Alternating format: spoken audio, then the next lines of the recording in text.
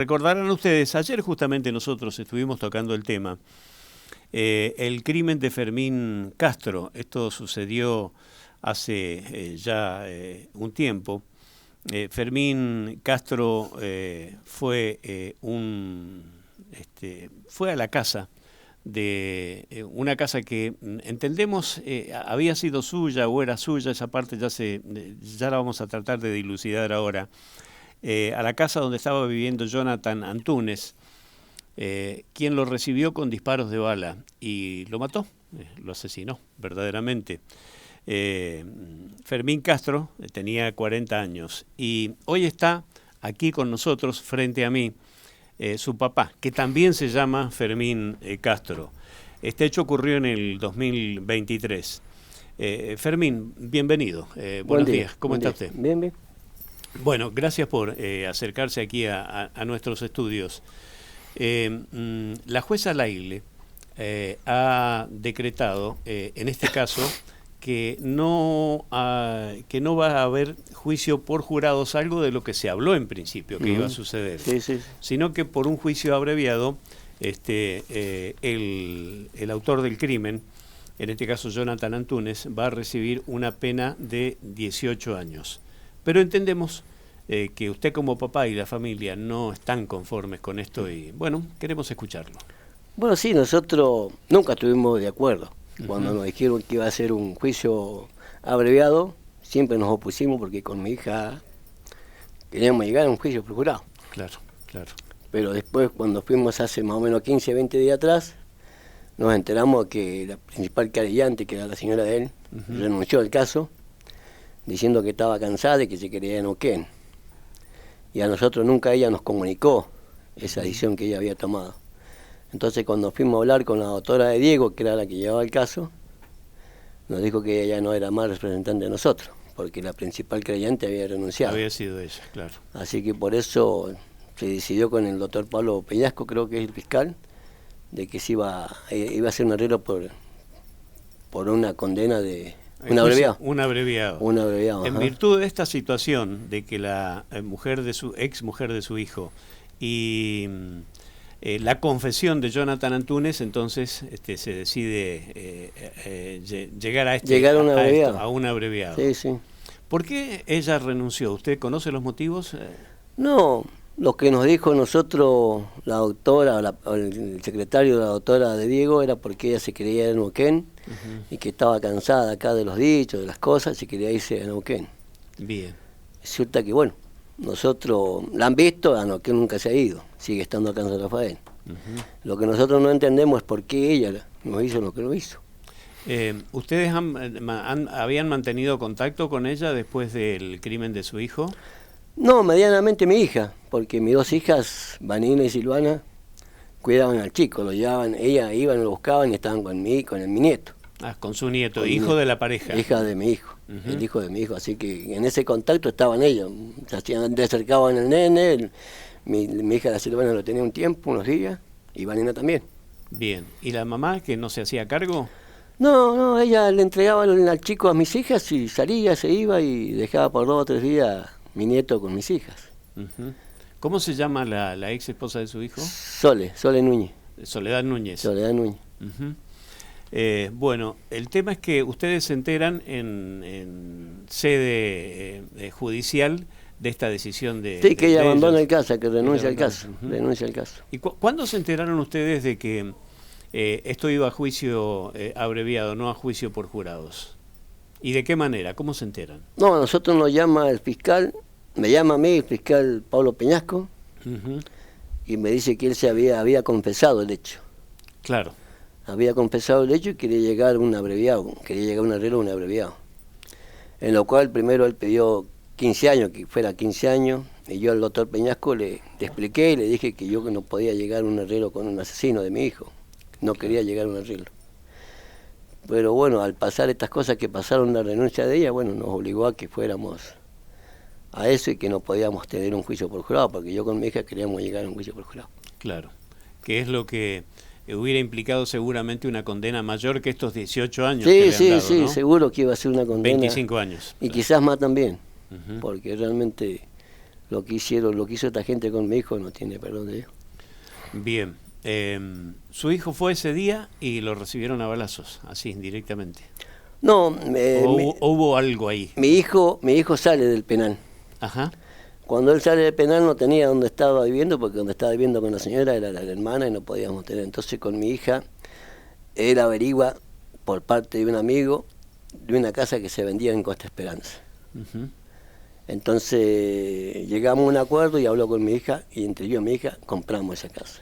Entre usted y su hija. Mi hija, sí. Donde yo puse una parte y mi hija puso otra parte. Bien. Para ayudarlo a él. Para ayudarlo a él que pudiera vivir ahí con su Sí. esposa y su Entonces, nieto. Sí. Y antes de llegar a ese acuerdo con ese matrimonio, le dije a él que fuera a ver la casa, le dije llevarla a tu señora y que se fíjense. Entonces él fue ese día, que pasó por mi casa en la moto, y se fue para allá con la señora, y a la señora le gustó la casa. Uh-huh. Entonces llegaron a un acuerdo, y al otro día, a las 5 de la tarde, yo le alquilo una chata, donde él se lleva, de donde estaba viviendo, se lleva un colchón, una cama, 2 camas, una para él y una para nena, y unos sillones. Uh-huh. Llegan al lugar como a las 6:30 de la tarde, más o menos, a esa casa. Sí. Entonces habitan la casa, se quedan ahí, duermen esa noche ahí, como no lo conoce nadie lo reconoce, él duerme esa noche tranquilo ahí. Al otro día en la mañana se levantan, como no habían llevado nada para tomar nada, se van a la casa de mi hija, que vive en el parque, Silvana. Sí. Y se van con mi nieto y otro chico más, que era el sobrino de la señora de mi hijo. Entonces allá van y dejan a mi nieto. Y mi yerno le empresta una pala, le empresta una anchada para venir a limpiar el lote. Eso lo hacen cerca vienen para acá. Entonces ese día él como a las 3:30 está limpiando el lote. Anda con unas hojotas y una bermuda, y llegan 4 personas en moto, donde le hacen 17 disparos. Así, sin mediar palabra. Sin mirar palabra, le hacen 17 disparos, entre 16 y 17 disparos, donde no lo matan. Porque él intenta escapa por un pedacito chiquito que había en un hueco para aquel lado, una finca, porque si lo quieren matar, lo habrían matado ahí. Uh-huh. Le tiran 17 tiros para que amedrentarlo, para que no vuelva mal a casa, para que se vaya. Asuste y que se vaya. Y se vaya y no vuelva a la casa, porque donde nosotros le compramos la casa a mi hijo, a unos 50 metros vivía María Antunes, uh-huh, que es la hermana de Johnny Antunes. Claro. Entonces cuando esa persona... Perdón, Johnny Antunes es el asesino. Sí. Uh-huh. Cuando esa persona lo ve a mi hijo limpiando el lote con el hijo y los 2 hijos que tiene, ahí le avisan a Johnny Antunes, entonces esa persona viene a esa hora y se encuentra con mi hijo ahí. Lo encuentra ahí. Vino a sacarlo. Vino a sacarlo, no vino a matarlo directamente, porque si lo quiere matar, habían 4 personas, le tiran entre 6 y 7 tiros, y en un huequito que alcanza, lo matan directamente ahí. Porque claro, después llega la policía, entramos por ese huequito, un agente de la Brigada de Investigación, uno de la 38, policía de la 38, y entro yo. Y recorremos para allá porque la señora nos había dicho que posiblemente le habían pegado un tiro en la espalda y podía tener sangre. Recorrimos unos 150 metros, 200 metros y no encontramos sangre. Lo único, creo que el policía de la 38 encuentra una jota de él. Uh-huh. Y nos volvemos tranquilos porque no encontramos sangre, no encontramos nada. Después la policía entra con la moto, con ¿eso cómo se llama?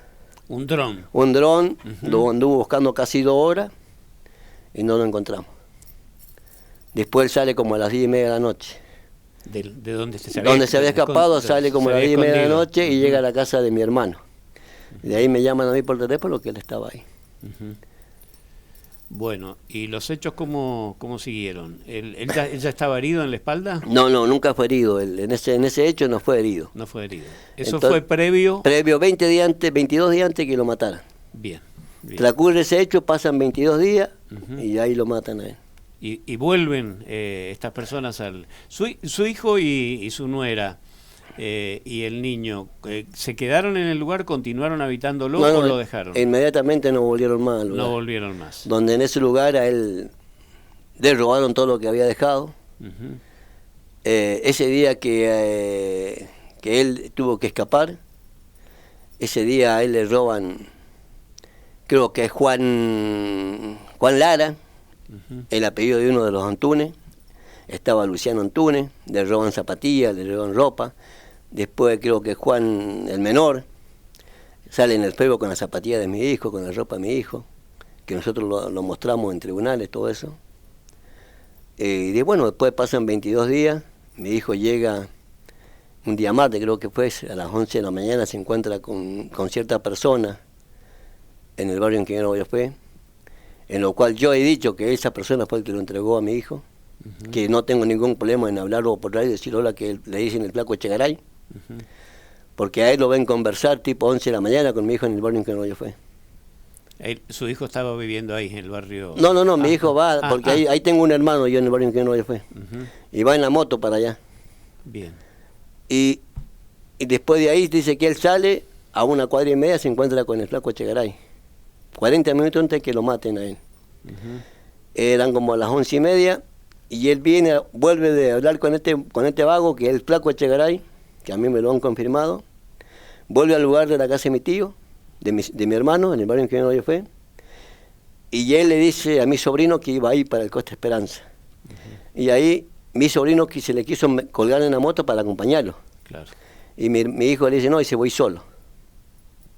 Bien. Entonces él se va solo el barrio Ingeniero Vallofet se va de nuevo al Costa Esperanza, donde estaba el lote y la casa. Donde estaba ahí. Entonces cuando llega ahí, al Costa Esperanza, se vuelve a encontrar con este flaco Echegaray.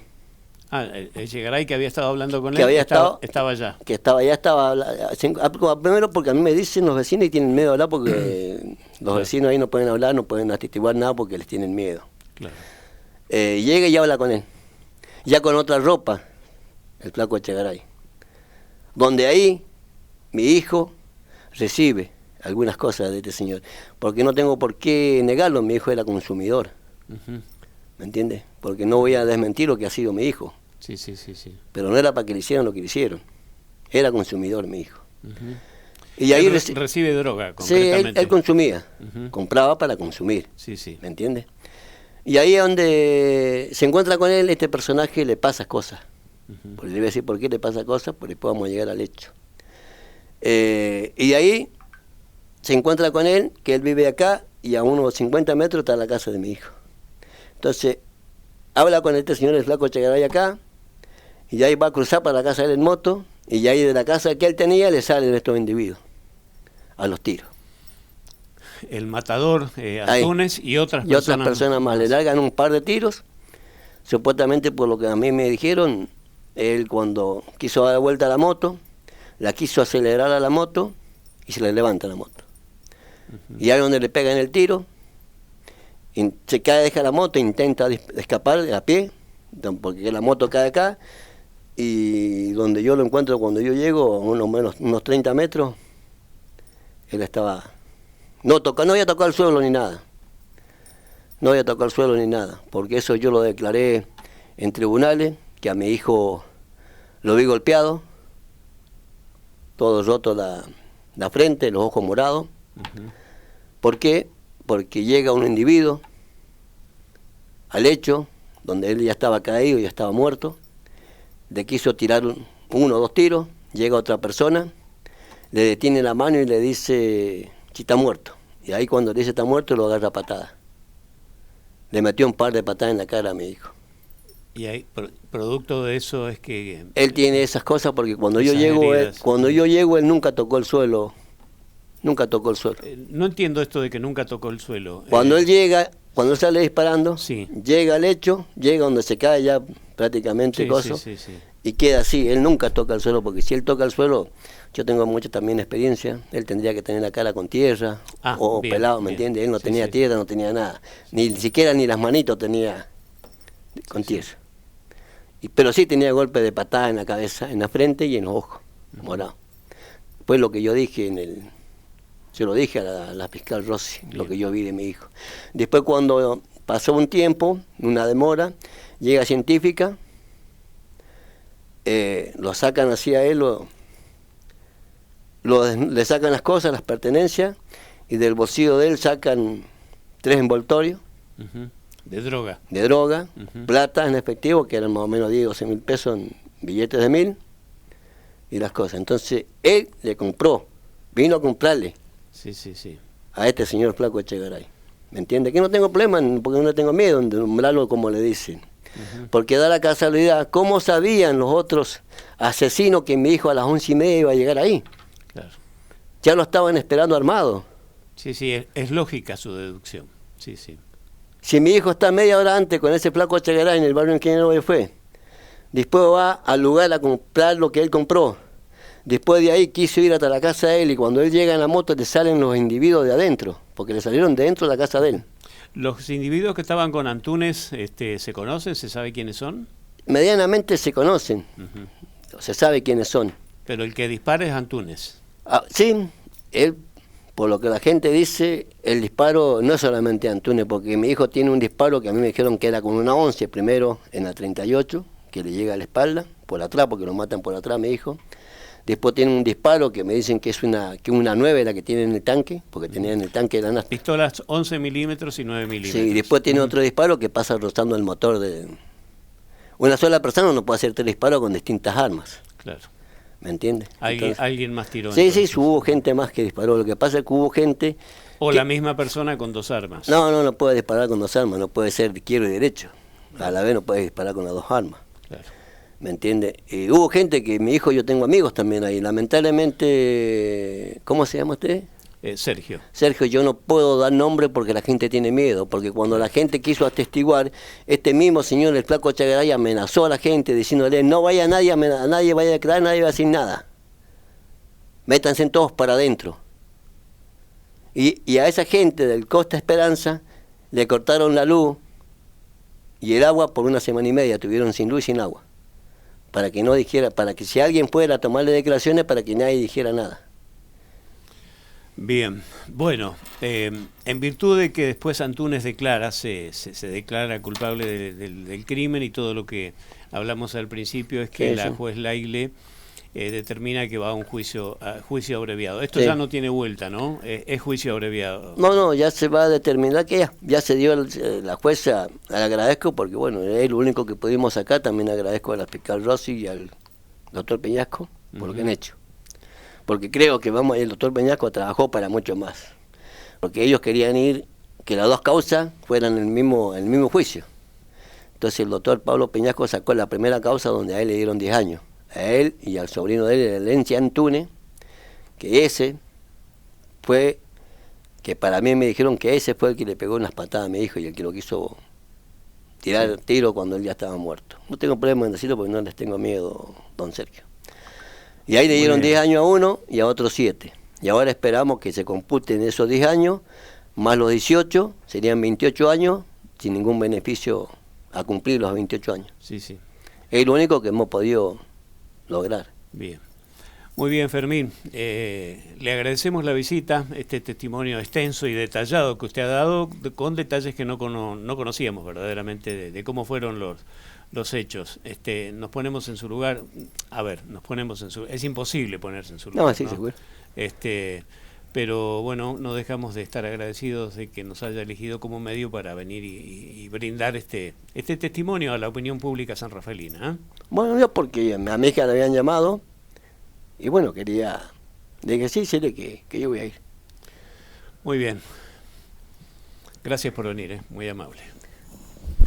Fermín Castro, el papá de Fermín Castro, este chico que falleció. Que le vaya bien, don Fermín, se nos va del estudio muy emocionado, verdaderamente. Bueno, un relato vívido, concreto, el que ha brindado Fermín Castro, papá de Fermín Castro, justamente, que tenía 40 años, cuando fue asesinado por Jonathan Antunes, que ha confesado ser el autor y en virtud de esto, como ya, bueno, en el transcurso de la nota y lo que hemos comentado los días anteriores, ustedes ya sabían, al confesar ser el autor del crimen, no se va a realizar el juicio por jurado, que es lo que pretendía don Fermín Castro, sus hijas y su familia,